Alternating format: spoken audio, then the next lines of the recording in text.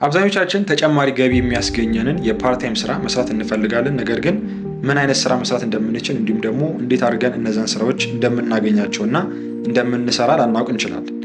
በዚህ ቪዲዮ ላይ እንደዚህ አይነቱን ነገር እያሰባችሁ ለሆነ ሰዎች አሪፍ የሆኑ የፓርት ታይም ስራዎችን የማጋራችሁ ይሆናል። በመጀመሪያ ደረጃ የምነግራችሁ የፓርት ታይም ስራ የቲቶሪንግ ስራ ነው። ቲቶሪንግ ልጆችን ማስተማር ሲሆን ስራውን የምትሰሩት ከ11 ሰዓት ወይም ደግሞ ከ12 ሰዓት በኋላ ስለሆነ ተቀጥራችሁ ለምትሰሩ ሰዎች በቀላሉ ይህንን ስራ ከስራችሁ ጋር ሳይሻማባችሁ ልትሰሩ ትችላላችሁ። እንዲሁም ደግሞ ግራጁዌት አድርጋችሁ ወጣችሁ ስራ ላላገኛችሁም ይህ ስራ አሪፍ የሆነ ስራ፣ ምክንያቱም ተመርቃችሁ እስከወጣችሁ ድረስ የተለየ ስኪል ባይኖራችሁም እንኳን እውቀት ስላላችሁ ያንን እውቀታችሁን ሼር በማድረግ ገንዘብ መስራት ትችላላችሁ። ይህንን ቲቶሪንግ ስራ ስትሰሩ ምን ያህል ገቢ ታገኙበታላችሁ? የናሽናል ትምህርት ቤቶችን ከሆነ ተማሪዎች የምታስተምሩት ከ400 ጀምሮ በሰዓት ተከፋይ ትሆናላችሁ። እንዲሁም ደግሞ ኢንተርናሽናል ስኩሎች ከሆኑ ከ600 ጀምሮ በሰዓት ተከፋይ የምትሆኑበት ስራ ነው። አሪፍ የሆነ ገቢ የምታገኙበት የፓርት ታይም ስራ ነው። ይህን ስራ በፊዚካልም በኦንላይንም ልትሰጡት ትችላላችሁ። ነገሩ በጣም ቀላል ይሆናል ኦንላይን የምታስተምሩ ከሆነ ማለት ነው። ይህንን ስራ ለማግኘት እንዴት ነው የምታገኙት? በአሁን ሰዓት ላይ የተለያዩ የቲቶሪንግ ካምፓኒዎች አሉ።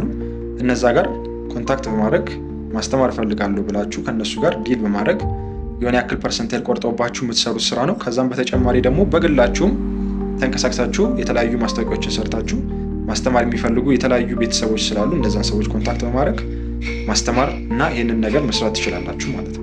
በመቀጠል የማስቀምጥላችሁ ደግሞ የግራፊክስ ዲዛይን እና የቪዲዮ ኤዲቲንግ ስራ ነው። ይህም ስራ እንዲሁ በፓርት ታይም ልትሰሩት የምትችሉት ስራ ነው።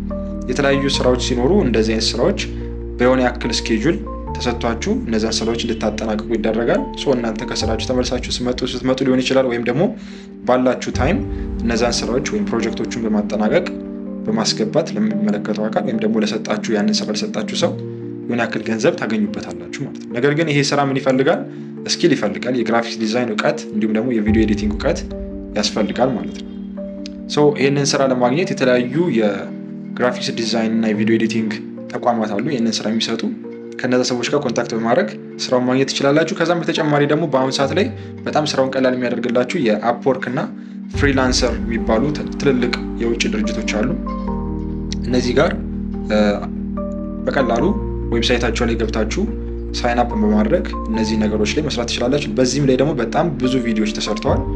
እነዛን ቪዲዮዎች በመከታተል የግራፊክ ዲዛይን እና የቪዲዮ ኤዲቲንግ ስኪሉ ካላችሁ በቀላሉ እነዚህ ፕላትፎርሞች ላይ በመግባት ስራዎችን በመቀበል ስራዎችን በመስራት ኢቭን በዶላር ተከፋይ መሆን ትችላላችሁ ማለት ነው።